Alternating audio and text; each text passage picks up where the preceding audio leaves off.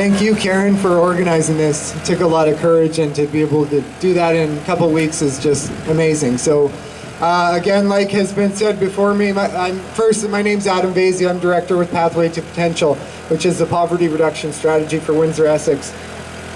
And I want to echo the sentiment tonight that our hearts go out to the people of Leamington, and you're not alone, and we'll stand beside you in the fight to ensure that the plant, in one way or another, stays open.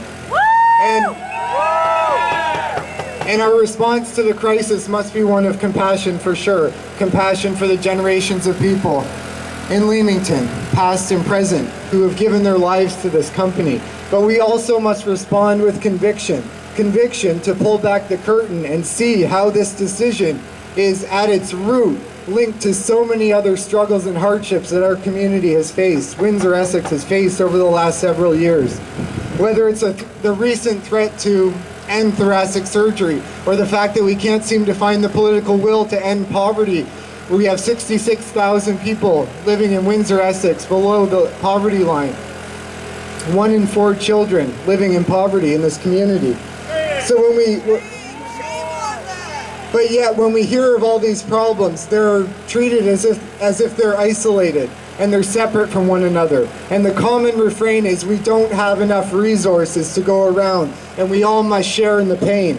But is it really about lack of resources? And is the pain really being shared?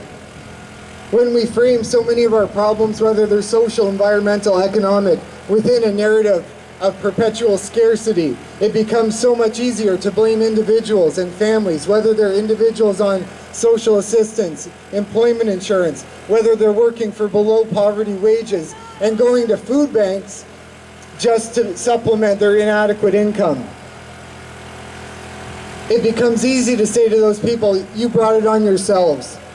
But I have yet to meet one person who willingly would choose, if given a genuine choice, the isolation, the stigma, and the chronic health problems that come with a life in poverty. So the reality is, I think as all of you know, as a society, we're more productive and more profitable now than we've ever been. The issue is that the income gap keeps widening and the middle class becomes more and more hollow. We've got 1 million workers in Ontario right now earning less than $14.25 an hour. That's 1 in 5, nearly 1 in 5 workers. So ironically, Warren Buffett, one of the people responsible for the decision to close Heinz, had been one of the rare billionaires to come out and speak publicly about the problems with the income gap. And he was quoted as saying, I don't want to try to live on $22,000 with a couple of kids.